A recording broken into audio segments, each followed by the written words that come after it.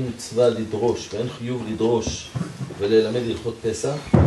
פשט דברי מרן כפי שהסביר את זה משנה ברורה, אבל מכל מקום יש בזה עניין, בוודאי. נדבר היום בעזרת השם על כמה הלכות שיש בהם חילוקים בין מנהגי ספרד לבין מנהגי אשכנז. לפעמים זה גם יש סטיות גם מנהגי הספרדים שחלק נוהגים כך. הדבר לכאורה זה נגד הרצון הקדוש ברוך הוא כביכול. מה, אנחנו צריכים להיות מאוחדים או צריכים להיות נפרדים?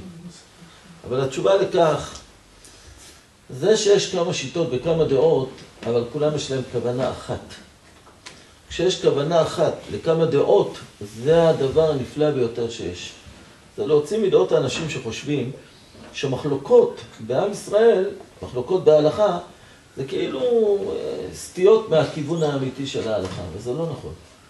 הסברנו את זה בזמנו, תראו, המנורה היא עשויה מקשה אחת. את המנורה שהיה בבית המקדש, מקשה. למה צריך לעשות מקשה? מה אכפת לך? רש"י אומר, אסור לעשות את זה חלקים להדביק אותם. כולם צריכים להיות חטיבה אחת. מדוע? לכאורה, המנורה היא נפרדת. מי שמסתכל בנרות, יש 7 קני מנורה. למעלה רואים אותם 7 קנים. אבל בפועל היא מאוחדת.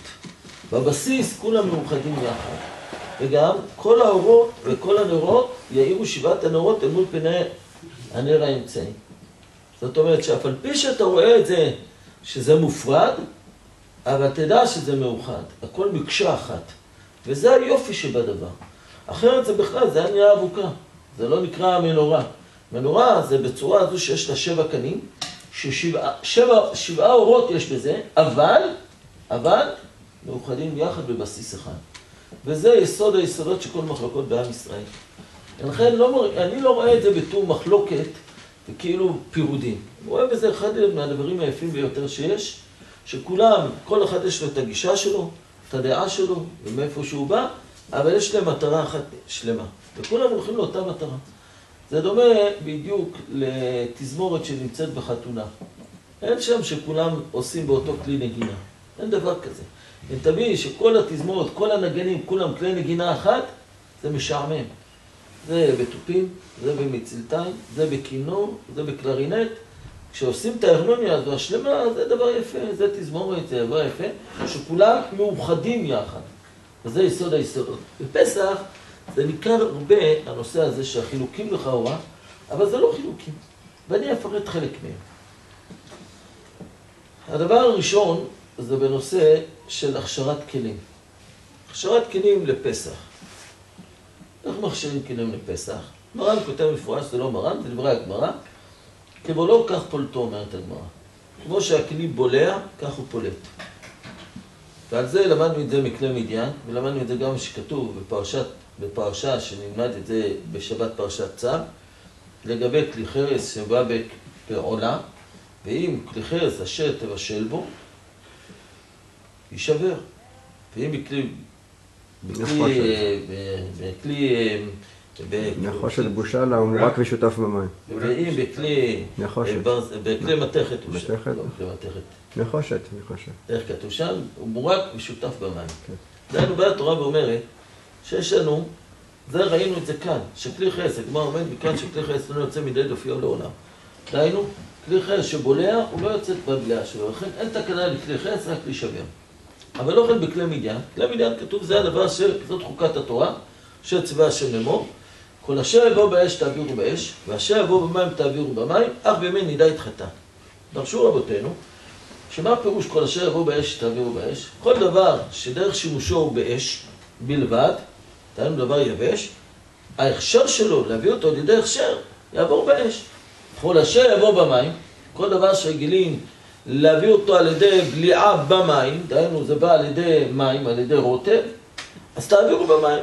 תביאו אותו על ידי מה? על ידי שתשים אותו במים רותחים, וזה מה שנקרא היום בימינו הגעלה, ובזה יוצא. אפילו גאולי גויים, אפילו דבר שבישלו בו נבלות, טרפות וכדומה. ואחר כך הוא מורק ושותף במים, אחרי שוטפים את זה מהבליעה שלו מהמים, ומה עושים אחר כך? מורק ושותף במים, אך במי נידה יתחטא, מכאן למדנו טבילת כלים מן התורה.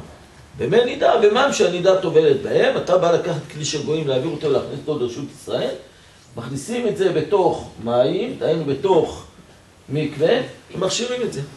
מכאן אמרנו שיש 3 אפשרויות להכשיר כלים. אפשרות אחת זה על ידי ליבון, אפשרות שנייה זה על ידי הגעלה, אפשרות שלישית, זה אי אפשר להכשיר את זה יותר נכון, זה על ידי שבירה. שבירתו זה תקנתו, זה כלי חרס. אבל יש לנו עוד דבר, כלים שמשתמשים בהם בצונן. כלים שהשתמשו בכלים האלה רק בצונן. מה הדין של הכלים האלה? תודה רבה. איך מכשירים אותם? כיוון שאין לו בליעה, בתורה כתוב שיבואו באש, תעבירו באש, יבואו במים, תבואו במים. אבל אם אתה לא בא, לא באש ולא במים, לא צריך כלום, שטיפה והדחה בעלמא. לכן שוטפים ומניחים את זה וזה קשה.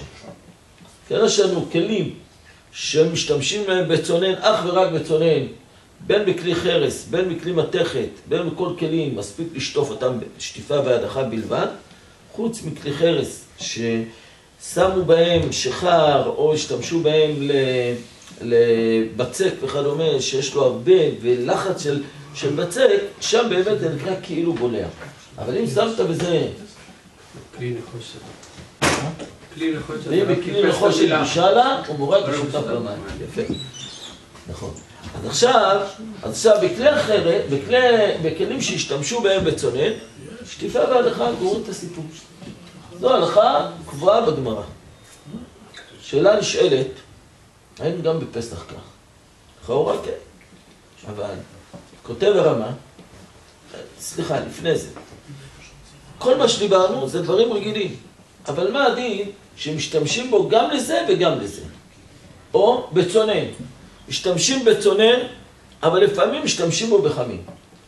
או בכלי שדרכו להשתמש בו בחם, או דרכו להשתמש בו ברוטב, אבל פעמים משתמשים בו גם ביבש.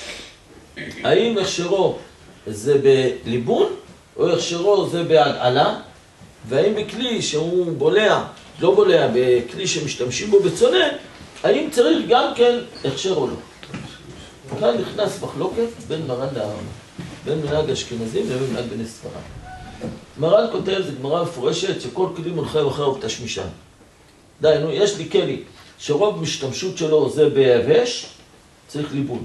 רוב משתמשות שלו בלח, אבל פי שפעמים משתמש בו ביבש, מספיק הגעלה בלבד, ולא צריך ליבון. דוגמה לכך, מחבת. מחבת, איך אנחנו מכשירים אותו? בדרך כלל שמים בו שמן. לא שמים בו הרבה שמן, מעט. אבל לפעמים זה מתייבש, ואז הוא נקרא כמו בולע ביבש. הרבה פעמים שמים, אתה שם איזה מאכל שאתה שם בו שמן, ולאט לאט לאישה שכחה או משהו, זה מתייבש כל השמן שבתוכו, כן הוא בולע ביבש. האם צריך ליבון או צריך הגעלה? בדבר הזה נחלקו בזה בראשונים. מרן פסק כדעת רוב הראשונים שהביא את זה הראש, שמכיוון שעיקר תשמישו של המחבת זה ביבש, זה בלח, לכן המחבת הכשרו על ידי הגעלה ולא צריך ליבון. הגמרא חילק בין חמץ ופסח לבין איסורה בלה לבין היתרה בלה. בין חמץ ופסח לבין עם נבלות וטרפות לא שמו בזה. ושמו בזה נבלות וטרפות, תגנו את זה. לוקחים קציצה ומשהו ותגנו. המחבת הזה, אני רוצה להכשיר את המחבת, מה אני אעשה? מרן כאן בסימן תנ"א כותב, זה בהלכות פסח, מחבת צריך הגעלה. יוצא ידי חובה והגעלה. אבל פי שפעמים זה בליבון, על ידי יבש, כל כלים אחר רוב תשמישן. ואילו ביורדה, סימן קכ"א בהלכות בישולי גויים, שם מרן כותב מחבת של גויים שבישלו בזה מאכלות אסורות, צריך ליבון. מדוע? זה היתרה בלה וזה איסורה בלה. אנחנו רואים שמצד אחד בפסח אנחנו מקלים יותר ממה שמאכלות אסורות, ואנחנו הולכים במחבת, אומרים מספיק הגעלה. הרמב"ם אומר שיש מי שאומר צריך ליבון, אבל למעשה גם הוא מודה שצריך הגעלה. לעומת זה, בכלים שאמרנו רוב תשמישן בצונן, אז בזה יש מחלוקת בין מרן להרמב"ם. יש לי כלי מתכת, כוס גביע כסף, שאני רגיל לקדש בו. עכשיו אני רוצה להשתמש בו בפסח. לכאורה אין כאן חמץ. אז מה הבעיה? וגם משתמשים בו בצונן. כותב מרן, תשטוף את זה ותדיח את זה בלבד. לא צריך יותר מזה. תקח את הכלי, תדיח אותו וזה קשר לפסח. ממשיך מרן ואומר, אף על פי שפעמים שמו אותו דבר רותח.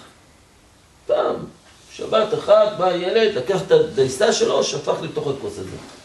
עם כל זה מספיק לזה שטיפה והדחה. לכאורה מדוע? הרי זה בלה, ברור לנו שזה בלה. רוב תשמישו של הכלי בצונן, מספיק לזה הגלה. הרמ"א אומר לו, הרמ"א אומר, מכיוון שפעמים, אפילו מועטים, שמו בהם דבר רותח, לא אומרים בזה רוב כלים הולכים רוב תשמישן. מתי אני אומר שכלים הולכים אחרי רוב תשמישן? כשאני עושה או הגלה או ליבון, אז בזה יש לי דרך של להוציא את משהו גלה, אז בזה אני אומר, הולכים אחרי רוב תשמישו של הכלי. אבל לא יכולים בכלי שאני רק שוטף אותו, ואני לא עושה בו שום פעולה של להוציא את כל הבלוע בתוכו, כאן לא הולכים אחרי רוב תשמישו של הכלי. אם פעם אחת תשתמשו בו בחמים, צריך ההגלה הכלי הזה. לכן כותב הרמ"א, נוהגים להגעיל את כל כלי הכסף. אנחנו הספרדים, הם מנהגנו כן, בזה נחלקו מנהג בני ספרד, מנהג בני אשכנז. טעם זה, יש שני אשכנזים, אני לא יודע אם כולם, שהם מגעילים את כל התכשיטים של האנשים גם. את השרשרת, בעיקר את הטבעת. לכאורה מדוע? מי מבשל בתכשיטים?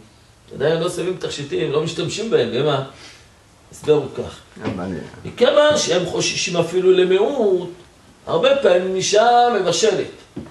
ואז פותחת את הסיר, עולים העדים מלמעלה, יש את התכשיט, יש את השרשרת. כל העדים האלה שעולים נתפסים בשרשרת. ממילא מספיק שיהיה פעם אחת שזה בלה בחם, בלה בחם צריך הגנה. אבל עם מצה, מי אוכל תכשיטים? זה חמילתה. לא צריך לאכול.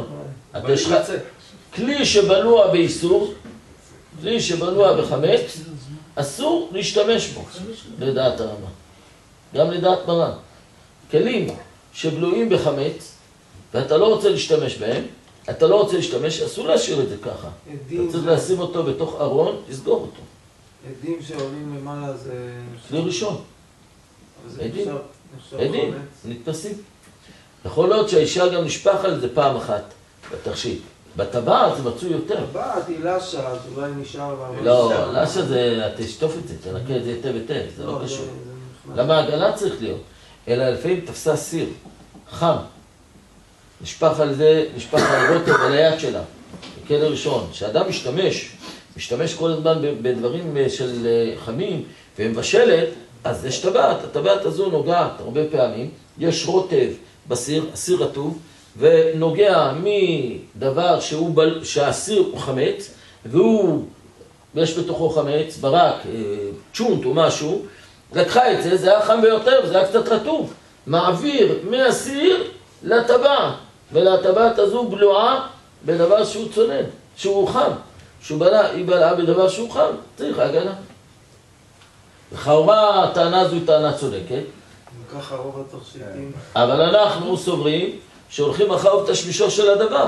ודבר שאף על פי שהוא בלע אולי, עם כל זה מכיוון שרוב תשמישו בצונן, לא צריך כלום שטיפה והדחה. לכן האישה צריכה לקחת את התכשיטים, את הבעיה שאמרת מקודם, בעיקר את הטבעות, תסתכל אם אין בזה קמח, בצק וכדומה. שם באמת לוקחים מברשת, מנקים את זה היטב היטב. שמעתי שמי שרוצה לנקות טוב טוב את התכשיטים, לקחת מברשת שיניים עם משחת שיניים, זה מחטא מצוין. לוקחים, שופשפים את זה, זה מנקה אותו מצוין. כמו שמנקה את השיניים, מנקה גם את זה. גם נכנס כל החורים והסדקים. למנהג ספרד, הנה מצאנו כאן חילוק בין מנהגי הספרדים ומנהגי האשכנזים. הם מגעילים את הכלים האלה, אנחנו לא נוהגים להגיד. אני לא יודע מה מנהג האשכנזים היום בימינו, עם כל המנהגי האשכנזים הם זה אותו דבר. גם בהם יש כל מיני חילוקים, אני לא בקיא בדבר הזה, רק אני יודע שבזה כן הם נוהגים להגעיל את התכשיטים. הרב, היום אנחנו יודעים שיש שינוי בחומרים של המחבת, נגיד עשו עם טפלון, אין התייחסות... לא, חדש, לא של כל מיני. יש חומרים שהם בולים, אי אפשר להוציא בעגלה. נראה לך שלא יוצא בעגלה? לא יודע, אני שואל, אם יש ידיעה... חוץ מחרס, טפלון, טפלון אתה רואה בממשות שלו שהוא... לא. כמה שתנקה אותו... זה לא ראיה, זה נשרף, גם מתכת זה ככה. גם תיקח מתכת, תיקח לך כלים, אפילו, נאמר אפילו כלי נרוסטה. יש פה שחורית, יש פה קצת צרוף. אז מה, זה לא הוכחה שלא יפלוט כל מה שהוא בנה איתו. זה שרוף. עכשיו, יותר מזה, מה ששרוף אין לי בעיה.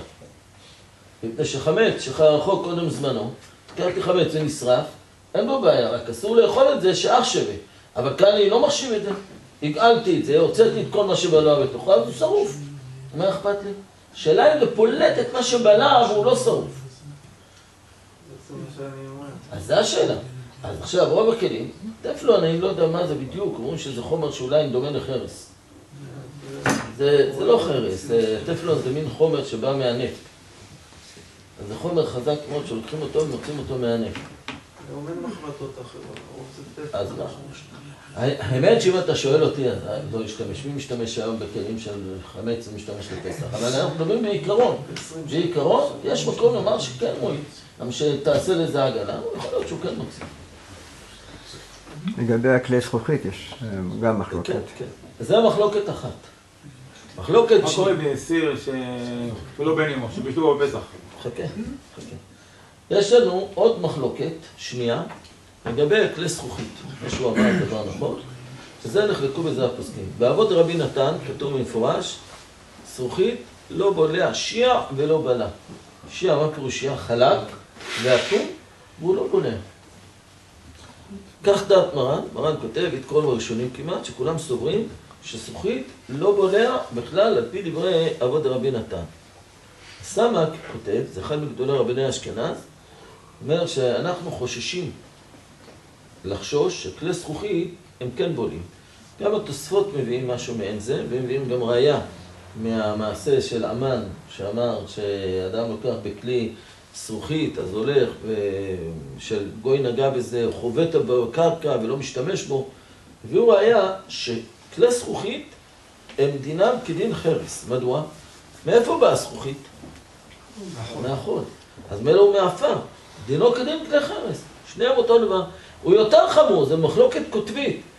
האם בכלל הוא בולע, או הוא בולע ולא ודאי שיצא את מה שבתוכו. מרן פסק בזה שכלי זכוכית אינם בולעים בכלל.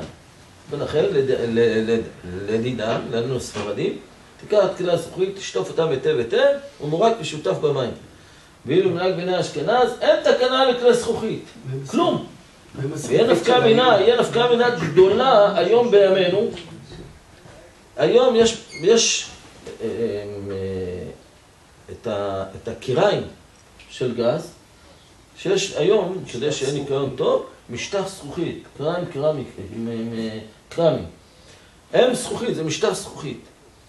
זה טוב בשביל כל השנה כולה, וניקיון, וטוב לפסח. אבל לפי מי? היה כמנהג בני ספרד. למנהג בני אשכנז זה חמור יותר, גם בחולי אסור להם להשתמש בזה.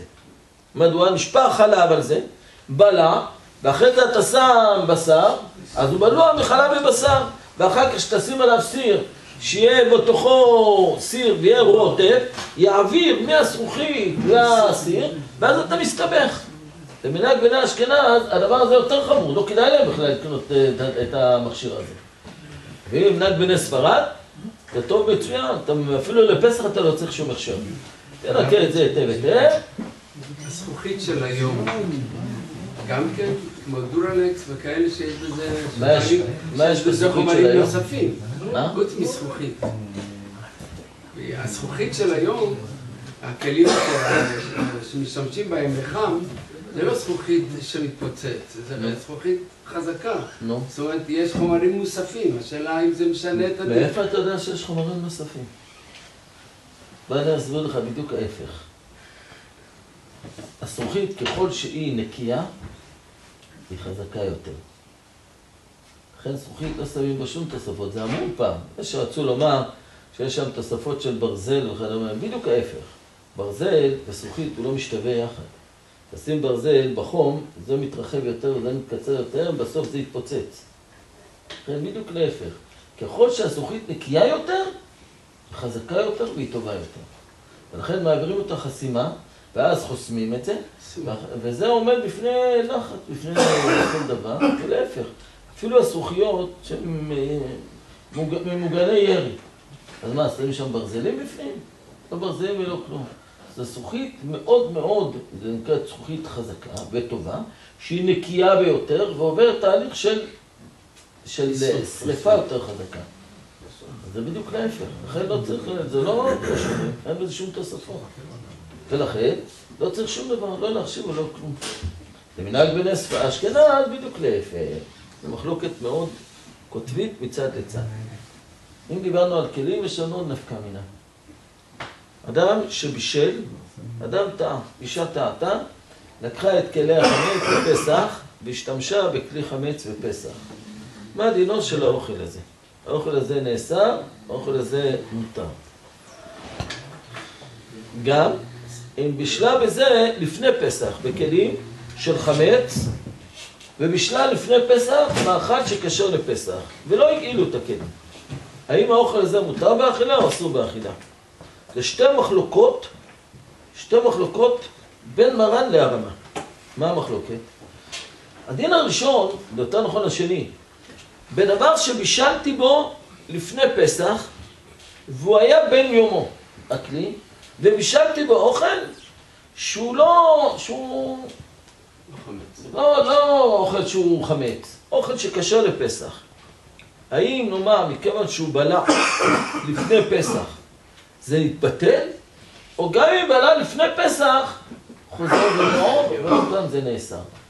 בדבר הזה נחלקו מרן והרמה. דעת מרן רבי יוסף קארו, הוא סובר שכל דבר שהשתמשו בו לפני פסח והתבטל, ולא היה ממשו של איסור, זה הווה לביטול לפני פסח, ואינו חוזר ונאור בפסח. אפילו אם בלוע בתוכו אולי בליעה מבת יומה, אבל הבליעה הזו אין בה שיעור, והיא בטלה, כיוון שהיא בטלה לפני פסח, וחמץ בפסח היתרה בלה, לדעת מרן, למרות שיש סתירה בדברי מרן, ולכן האוכל הזה מותר באכילה, וגם בפסח עצמו. זה מחלוקת אחת. הרמה אומר לו, במאכל שבישלו בו לפני פסח בכלי חמץ, בן יומו, אסור לאכול את זה. חוזר ונאור בפסח. מחלוקת שנייה, השתמשתי בפסח עצמו בכלי שאינו בן יומו, של חמץ שאינו בן יומו. אם היה בן יומו, לכולן מה אסור לאכול את האוכל הזה? מה זה בן יומו? איך יכול להיות כלי בן יומו בפסח? בליל פסח. ליל פסח, מתי יש לך את הבן יומו? מי מבשל? ברוב הכלים אין מציאות כזו, רוב הכלים עברו 24 שעות. אלא דוגמה פשוטה. אדם בישל בפסח עצמו, מצא שם חיטה. כל האוכל אסור באכילה. מה הדין הכלי? בלוע וחמץ. בישלו בו אחר כך, ניקוי אותו היטב, לא הגעילו אותו, ובישלו באוכל בסיר הזה. האוכל הזה מותר באכילה או אסור באכילה? לא בדיוק. לכולי עלמא, זה בן יומו, לכולי עלמא אסור באכילה. למה? חמץ בפסח אפילו במשהו לא בטיל. מספיק שיהיה לך גרגיר קטן זה יהיה אסור. אבל בנותן טעם. לא צריך משהו. זה בנותן טעם, זה לא במשהו. לא צריך לתת טעם. לא, הסיר שבישלו בן יומו זה בנותן טעם. לא בטוח שנותן טעם, לא בטוח שיש בו טעם. הטעם טוב, הוא לא טעם תפל, אבל אין בו, אתה לא תרגיש, תטעם את זה, לא תרגיש את הטעם שלו. ואפילו באלף לא בטיל. אבל מה הדין אם הסיר הזה אינו בן יומו? שאתה לקחה סיר של חמץ, לא חיבו את זה ולא כלום, השתמשה בזה, בישלה בזה. מה הדין של האוכל? זה נקרא, כלי שאינו בן יומו זה נקרא נותן טעם לפגם. נותן טעם לפגם, לדעת מרן נותן טעם לפגם מותר בפסח, בדיעבד, בישלת בזה, תאכל את האוכל. אסור לזרוק את האוכל הזה. אסור לבשל ככה כתחילה, אבל בדיעבד זה מותר. לדעת הרמה, לא. נותן טעם לפגם אסור בפסח. אלא אסור לאכול את האוכל הזה בשלת בזה אפילו שאינו בן יומו בסיר חמץ, היה לך תקנה, אסור להשתמש בזה. אסור לאכול את האוכל. בזה, זה מחלוקת אחרת, האם כלים של חמץ מותר להשתמש בהם, לשים בהם מאכל יבש? יש לי סיר של חמץ. אני רוצה לשים בפסח תפוחים. לא לבשל בו ולא כלום. מותר או אסור?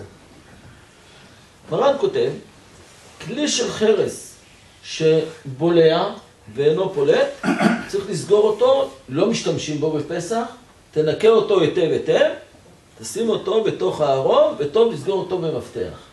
משמע, שאסור להשתמש בכלים אפילו לצונן. למשל היה מותר להשתמש בצונן, למה אני אסגור אותו במפתח? תיקח אותו, תגיד שכלי של חרס, תשתמש בו, שים בו תפוחים.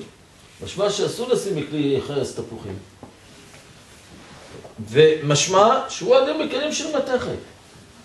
באמת, הרמה ביורד היה כותב, כל כלי שצריך עגלה, אסור להשתמש בו אפילו לדבר שאינו בישול. כלי שמלוא על בשר וחלב וכדומה, אסור להשתמש בו גם לשים בו תפוחים, שמא יבשל. ולכן, גם בכלי פסח, דעת הרמה, שצריך את כל הכלים, לשמור אותם בארון. מה דעת מרן? ומרן דיבר על כלי חרס. יש הרבה אחרונים שרוצים לומר בדעת מרן, שגם בכלי פסח מותר לך לקחת ולהשתמש בו, לשים בו דברים שלא של בישול. שים בו תפוחים, שים בו כלי של חמץ. לשים בו, גם לשים בו דברים שלא של בישול. לכאורה, למה יהיה מותר? הסבר, כמו שאמרנו מקודם. הרי מה החשש בכלים של חמץ בפסח? זה לא בן יומו, אלא שמא יבשל בו. אבל לדעת מרן, גם אם יבשל, מה זה נקרא? נותן טעם מפגם, האוכל לא נעשה. רק לכתחילה אסור לבשל מדרבנן, אסור לבשל בכלי שאינו בן יומו, עד הוא בן יומו. ולהשתמש בכלי הזה, לשים בו תפוחים, אז אם תאסור, זה נקרא גזרה לגזרה. אני רוצה להשתמש בו, לשים בו תפוחים, שמא יבשל. ושמא יבשל מה זה? שמא יהיה בן יומו. זה גזרה לגזרה, גזרה לגזרה, לא גזרינה. לא יכול לדעת הרמה שסובר נותן טעם מפגם אסור בפסח, ואז רק גזרה אחת. אם אתה תשתמש בו בפסח, עלול לבשל. ואם תבשל, יאסר האוכל. לכן מה אין לך תקנה אלה להשתמש בכל. בפועל אנחנו רואים שהיום בימינו אף אחד לא ישאיר כלים של חמץ על השולחן, ולא ישים בו לא דברים מותרים ולא דברים אסורים. אף אחד לא נזהרים בזה ביותר, אבל באופן עקרוני אני מדבר על ההלכה הזו, ואין אף כמינה לדברים אחרים. כמינה בכל הכשרת המטבח. איך מכשירים את המטבח? יש לנו את השיש, יש לנו את הכיור, יש לנו את הארונות, יש לנו את השולחנות. הרי כל הדברים האלה, תשמישם בצונן. השיש, הכיור, השולחן, הכל תשמישו בצונן. אין רגילים לקחת דברים שכלי ראשון ולשים עליהם. אבל לפעמים נשפך עליהם. נשפך על השיש, משהו חם. נשפך על הכיור, משהו חם. אישה לוקחת את הצ'ונט, לא את הצ'ונט, את הקוגל, ולוקחת, שופכת את המים הרותחים על גבי הכיור. כמה פעמים היא עושה את זה? אולי פעם בחודש. אלה שנוהגים כל שבוע, אולי פעם בשבוע. רוב תשמישו של הכיור זה בצונן. ואם רוב תשמישו של הכיור בצונן, לדעת מרן לא צריך כלום, תשטוף אותו, תנקה אותו. לדעת הרמה, נכון, צריך הכשר. זה נפקא מינה לזה. אבל גם להרמה יש מקום לומר שאפילו הכשר לא צריך, מפני שכל מה שהרמה חשש בדבר שמבשלים בו. אבל כאן, מכמה שאין חשש שמא יבשל, מה תבשל בתוך הכיור? אתה תיקח את הכיור, תשים בפנים מה? שעלול אתה לקחת, הכיור חמץ נגיד. תגיד, הראת עליו מים רותחים. הראת עליו את המים של הקוגל. מה הבעיה? שמא אני אקח כלים, ישים בתוך הכיור, ויהיה מים רותחים בתוך הכיור, כדי שיתבשל. וזה גם הרמה יודע, אף אחד לא עושה את זה. אוכל לא עושה לי בתוך הכיור. לא מבשלים בתוך הכיור. אבל מכל מקום, מרן כותב, אף על פי שלא צריך כלום, נהגים להראות מים רותחים על גבי השולחן, על שולחנות, שפעמים נשפך עליהם דבר רותח. מה אכפת עם פעמים? משמעות דברי מרן, בדבר שרגילים להשתמש בו כגון שולחן, ראוי להראות עליו מים רותחים, זה לא מצד הדין. ולכן, טוב להראות מים רותחים על גבי השיש גם, וגם על גבי הכיור, אבל לא מצד הדין. בעיקר למנהג בני ספרד. מנהג בני אשכנז, אולי זה מצד הדין. מנהג בני ספרד, גם לא מצד הדין. ולמה? מפני שאולי לפעמים נשפך, אבל אלה שנזהרים מאוד בשיש, שלא שמים עליו שום דבר חם, שיש היום נזהרים מאוד, אז אף פעם לא יבוא לידי מצב של חם. ממילא לא צריך כלום לכאורה. רק מה? תנקה את זה היטב היטב. אלה שממציאים היום של לשים נייר כסף על גבי השיש, ושמים עוד איזה כיור פלסטיק בתוך הכיור, כל זה בשביל להרגיש הרגשה טובה שהיום פסח. אבל לא בגלל זה. אמרתי יותר מזה, אנשים רוצים להרגיש את עצמם שהם בסעודתו של אחשוורוש. על מיטות, בת ושש, ודר וסוחל והשקות בכלי זהב, אז אתה רואה שם הכל כסף, בעיקר בהתחלה שהכסף נראה יפה. אבל לקראת סוף הפסח, שהכל כבר מלוכלך וכבר גלוע, שם זה כבר נראה מאוד לא יפה. אבל בהתחלה זה מאוד יפה, זה בשביל הרגשה הפנימית של האדם, אבל מצד הדין גם את זה לא צריך. הרב, אם שוטפים בכיור עם מים חמים, כל השעה שוטפים בכיור עם מים. שהיה צולדת? היה צולדת. ובדרך כלל שמים שם סבון, לא? אז הוא נותן טעם לפגם. זה כבר נותן טעם לפגם. וגם אם תרצה לומר ששמת, הכיור הוא לא בן יומו. אז זה נותן טעם לפגם. אז מה? זה רק אולי תשים את זה. זה נותן טעם בר נותן טעם, בדבר שהוא פגום לגמרי. זה דבר, אז אמרתי, אולי לדעת הרנה שסובר נותן טעם לפגם אסור מפסח, אולי יש מקום לומר את זה. ולדעת מרן, אין את החשש הזה. שיש גם רוב תשמישו ובקר. בקר? בקר. כיוון שרוב תשמישו בקר זה לא צריך. נכון, אז אמרתי גם שולחן. לא, אבל מכמה שמרן לגבי שולחן אמר, שהפתוי שמפני שפעמים נשפך עליו דבר רותח, פעמים, אבל הוא הולך רוב תשמישו. אז אתה רואה שנכון, בכל כלים אוכלים אוכל תשמישן, אבל בדבר שרגילים תמיד להשתמש בו ולשים עליו אוכל, נוהגים להראות עליו מה הם אוכלים. זה לא מצד הדין, רק נוהגים. אלה פחות או יותר דברים של כלים. ואני אתפוס את המחלוקת הקוטבית, מה שידועה בפסח בין מנהג בני ספרד לבין מנהג בני אשכנז. זה לגבי אכילת, זה לגבי אכילה, לגבי אכילת אורס וקוטניות בפסח. עוד וקוטניות בפסח, וזה מרגישים את זה יותר מכל הפרטים שאמרתי עד כעת. שם אתה רואה, הללו אוסרים והללו מתירים, זה לא אוכל אצל זה וזה לא אוכל אצל זה, למרות שזה דבר מנהג טוב. זה מנהג נכון לא לאכול בכל מקום. איך אומרים? בדרך הלצה? כל השנה. כל השנה אני לא בטוח, צריך אם אתה לא לחשוד בשני, אם אתה יודע משהו מאכיל אותך, אם אתה חושש מבחינת כשרות אתה צודק. אבל פסח, כדאי שאדם יחמיר, איך אמרו? פסח, לא פה אוכל. פסח זה פה שמדברים בו הרבה, מדברים, כל מרבה לספר, פסח, לא פה אוכל. כמה שאפשר לאכול פחות. אמרנו, אולי זו הסיבה האמיתית. שמנהג אחינו בני מרוקו, שבמוצאי פסח עושים מימונה. ואיך עושים?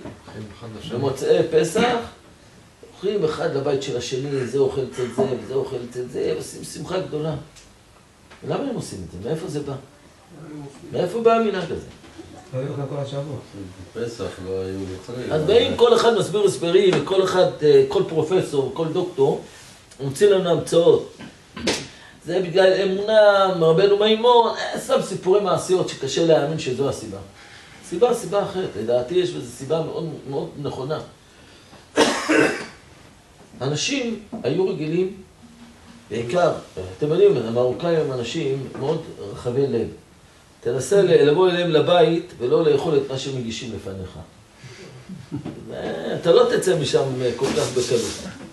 תבוא לכוון לך צלחת, אתה חייב לגמור אותה. זה לא יעזור לך. תרצה או לא תרצה, הוא מרגיש שזה פגיעה אישית. זה שאתה אוהב את האוכל, לא אוהב את האוכל, זה אתה מפחד מקולסטרול, זה לא מעניין אותו. אתה חייב לאכול את מה שהוא הביא לך. זה ידוע. יותר מזה, אני הייתי פעם באיזה אירוע, יש בירושלים, יש אולם מול מלון מלך דוד, קוראים לזה מרקש.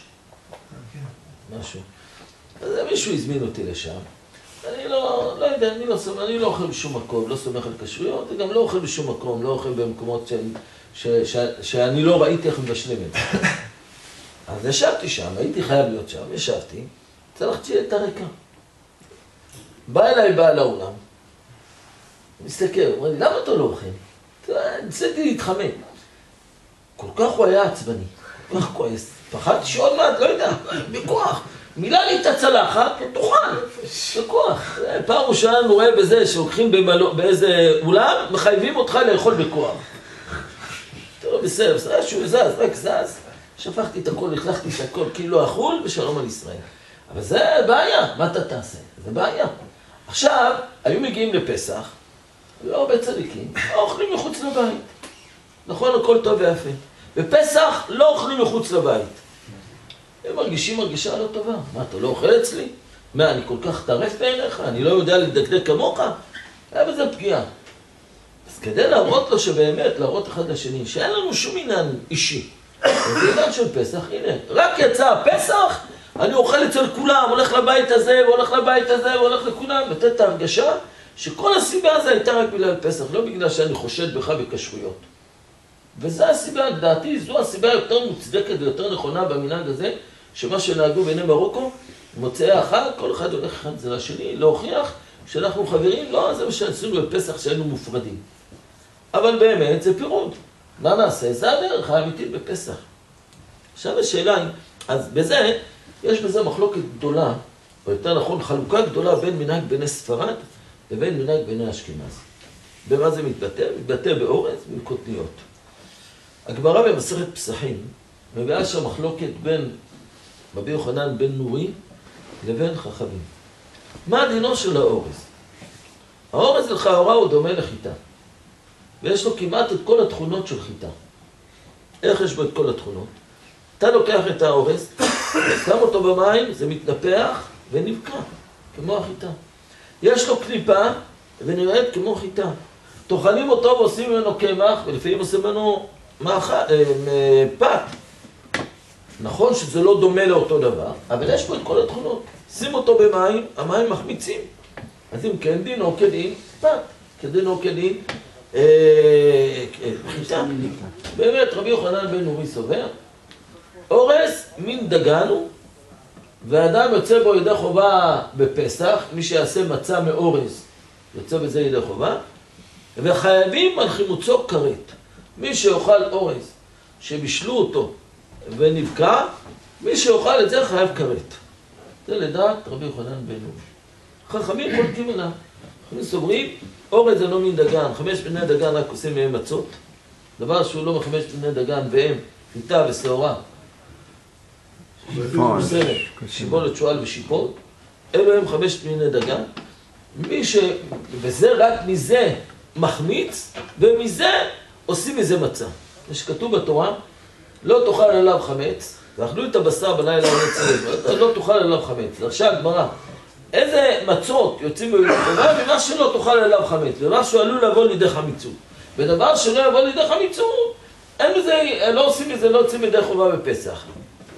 אז החכמים אומרים לא, זה לא מין דגן, וגם לא יוצאים בידי חובה בפסח, ולא חייבים לחימוצו כרת. לכאורה, היינו חוששים, דברי רבי יוחנן בן נורי, לא לאכול את האורז. מביאה הגמרא מעשה. מביאה הגמרא מהלך, יותר נכון. שם כתוב שבפסח מביאים לפניו 2 תבשילים. אחד זכר לקורבן פסח, ואחד זכר לקורבן חגיגה. שואלת הגמרא, מה זה 2 התבשילים האלה? אמר רב הונא, אפילו סילקה וארוזה. אפילו סילקה זה תרד, משהו תרדים, ואורז, מאכל הכי פשוט שיש. גם זה לא צריך מאכל מי יודע מה, בשר ודגים. אפילו סילקה וארוזה. אומרת הגמרא, רבא היה תלמידו של רב הונא, הוא היה נזהר להדר, לאכול בליל פסח, דווקא אורז וסילקה וארוזה. הואיל ונפיק מפומי דרב הונא. הואיל ויצא מפיו של רב הונא סילקה וארוזה, נהפך הסלק והאורז קדוש. כך הסביר את זה, כך אומרת הגמרא.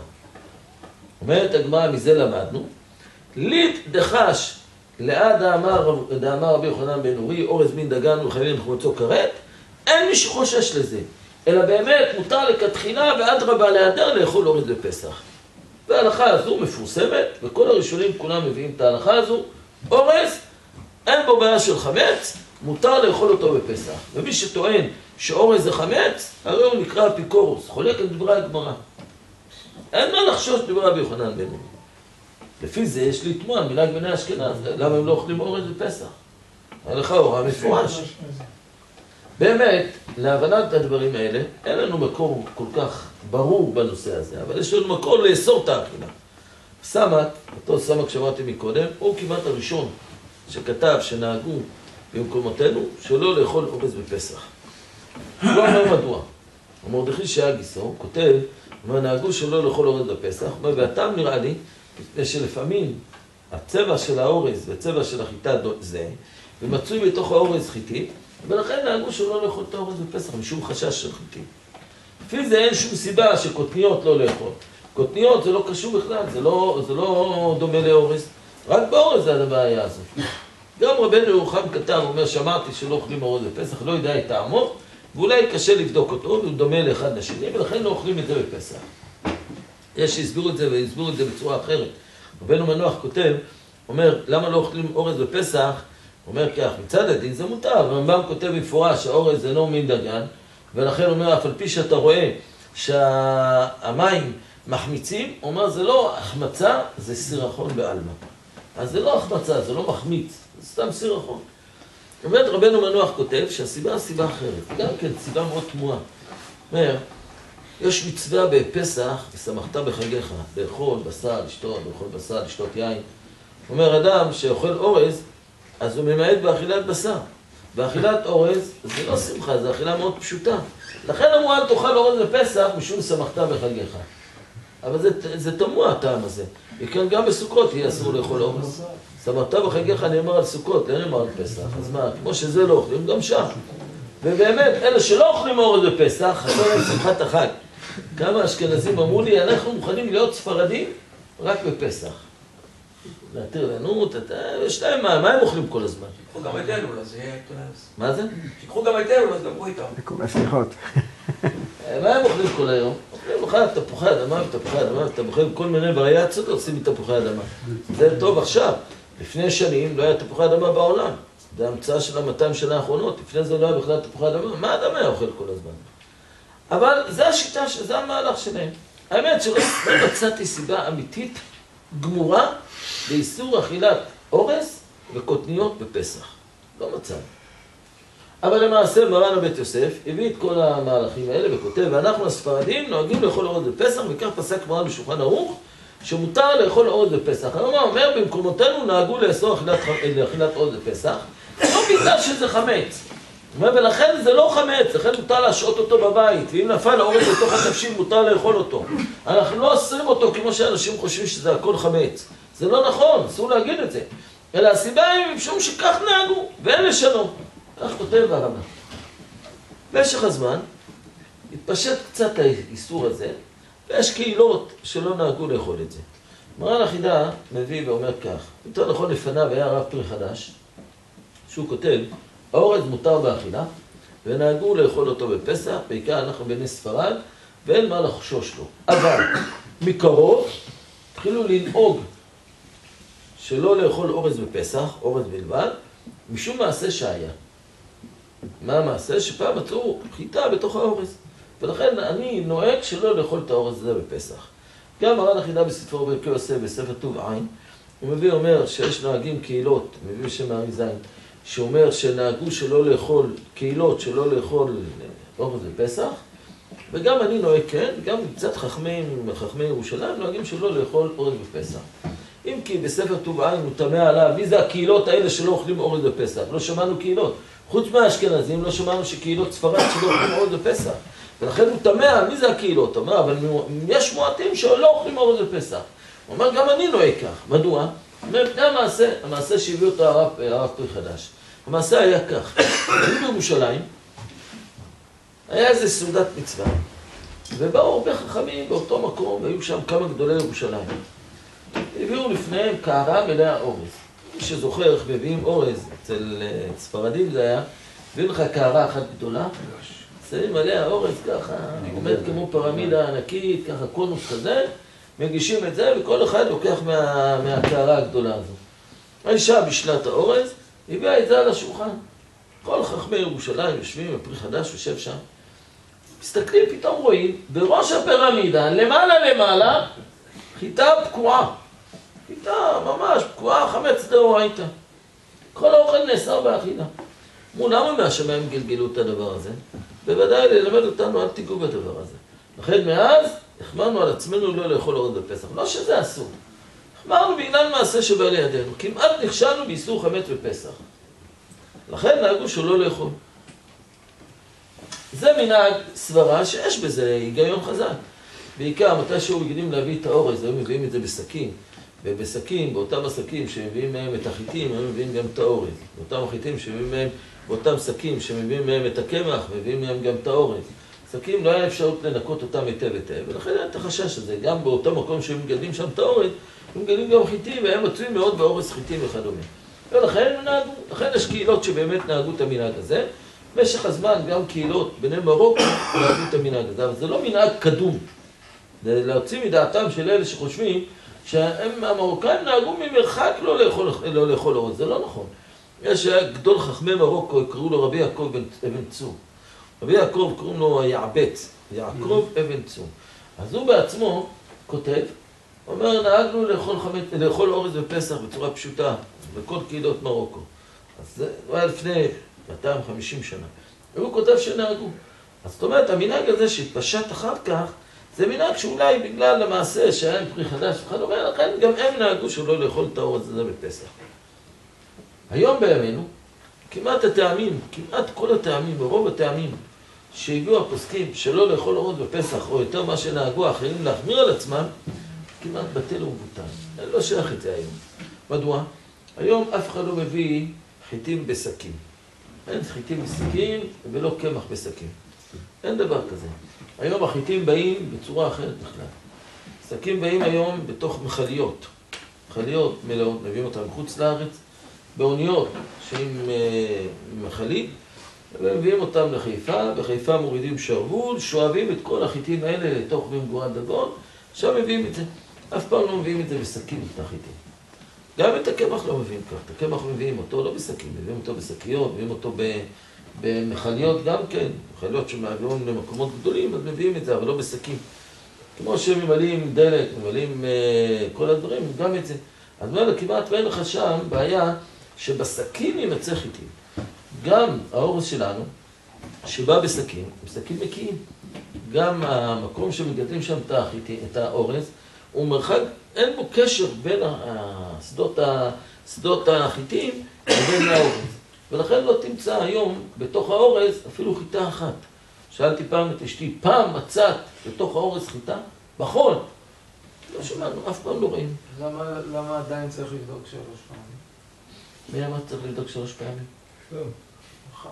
לא. לא צריך לבדוק 3 פעמים. זה אחד הדברים שאני רוצה לומר. החמירו על עצמו. בעיקר יודעים, לא צריך. אפשר לשנות? אם אתה קונה אורז טוב, יש בעיה, בסוג הלא טוב, יש לך את כל הבעיות. למה? שם מביאים לך את כל אחרי ברירה.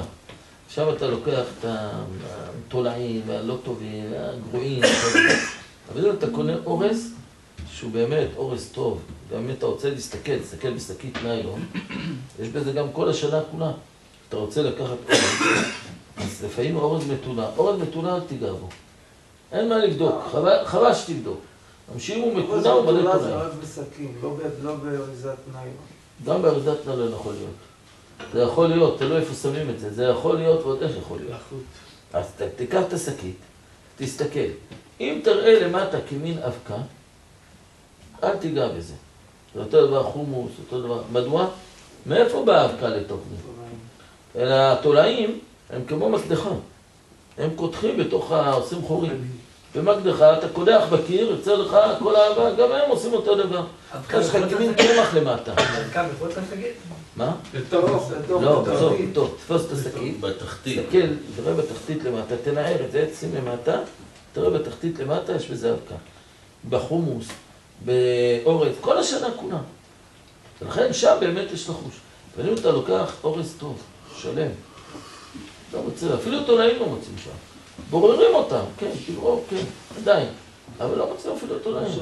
צריך 3 פעמים. עכשיו, כל הבעיה של 3 פעמים זה כדי להוציא מחזקה. כיוון שהאורז מוחזק, שיש שם חיטים, וכל דבר שיש בו חזקה, צריך להוציא אותו מידי חזקתו בשלוש פעמים, אחרי בודקים אותו שלוש פעמים, תמיד בודקים אותו לפני פסח. איך אתה יכול בפסח לגוע בחמץ? אבל במציאות שלנו היום, שגם כשבודקים את זה אתה לא מוצא בזה בכלל, אז במילא אין לך בכלל חשש, אין לך חזקה, זה מוחזק כשאין בו חיטה. זה לא כמו שהפעם שהיה מוחזק בחיטה, מוחזק כשאין בו חיטה. אם כן, רק בדיקה אחת, גם בדיקה אחת בשביל שלא להיכשל. אבל לא צריך שלוש פעמים.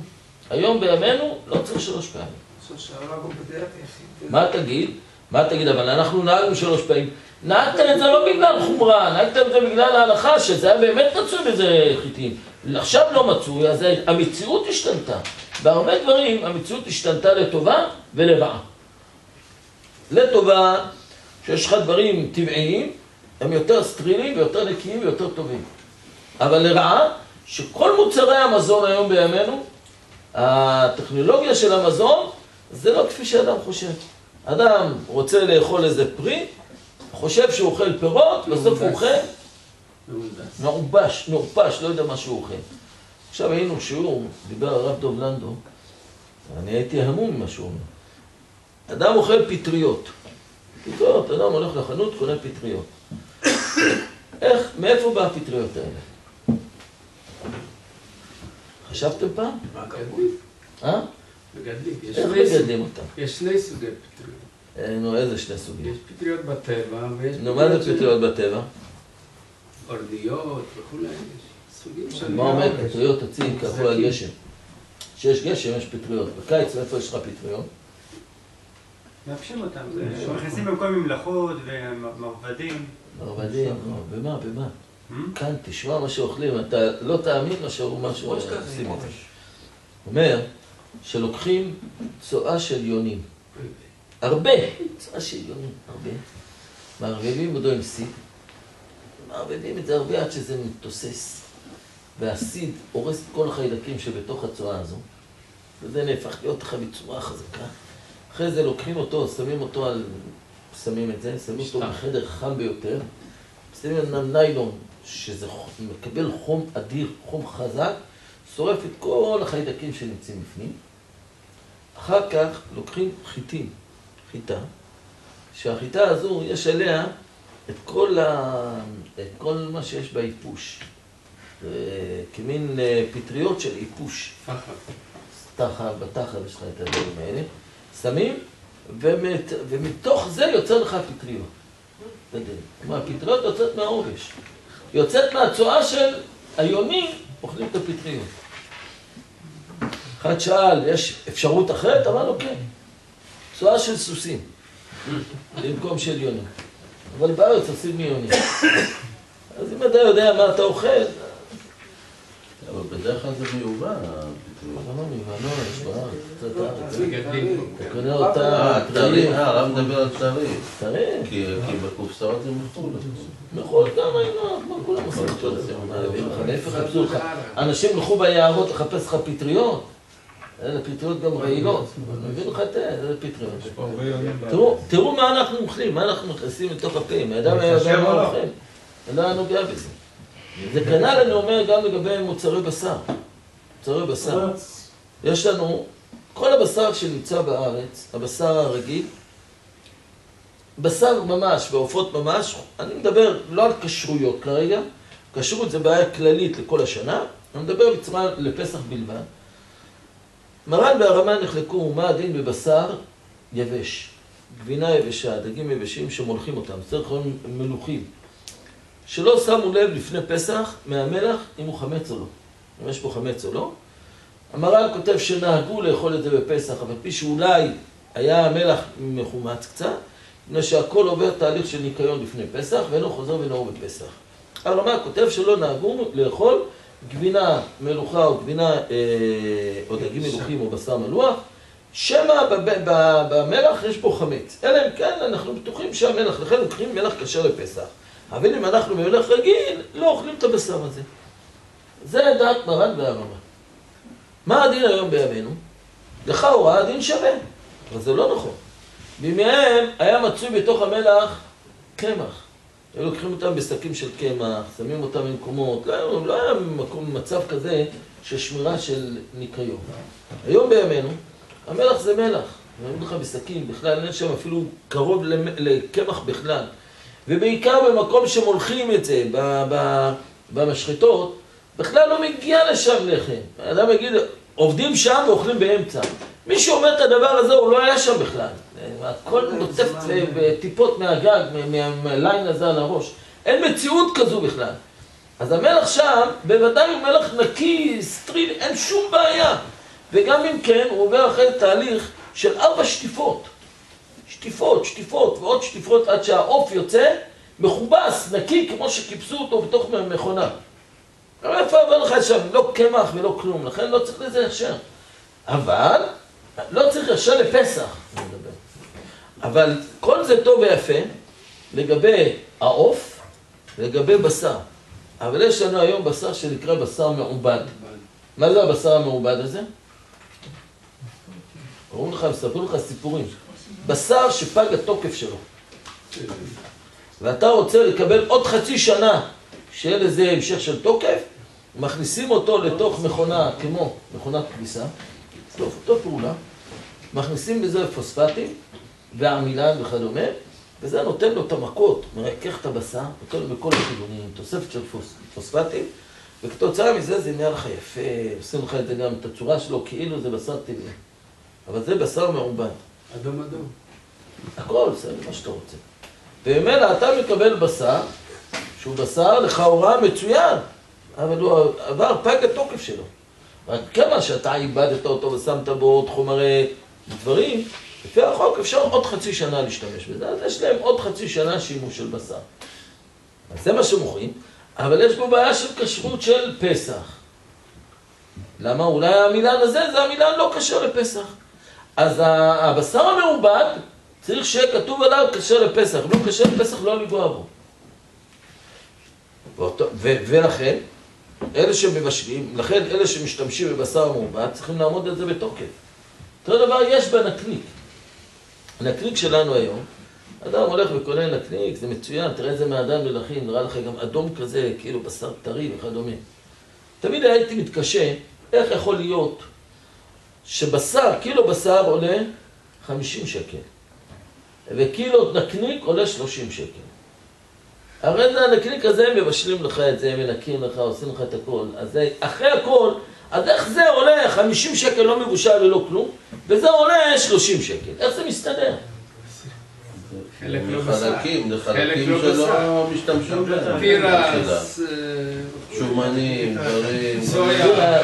תירס, על מה שזה התירס. סויה. אם אתה יודע, ולוקחים טרקטור והרים את כל הלול איכשהו וטוחנים אותו. עם הנוצות, עם המגפיים של העובד, עם הכל מכניסים לך שם בפנים. ואתה אוכל את כל השומנים, עצמות, בשר שכבר חלקים שאף אחד לא תסתכל על זה, הכל מכניסים אותו לתוך מטחנה, מוסיפים עליו עוד צבע מאכל הרבה, ככה נהיה לך אדום, עוד כמה תבלינים, מכניסים לך את זה בתוך שרוול של פלסטיק, ואתה הולך ונהנה מהאכילה של נקניק, כזה טעים וטוב. אדם היה יודע מה שהוא אוכל, לא היה מקרב את זה לפה שלו. לא היה מכניס את זה לבית שלו. צריך לקנות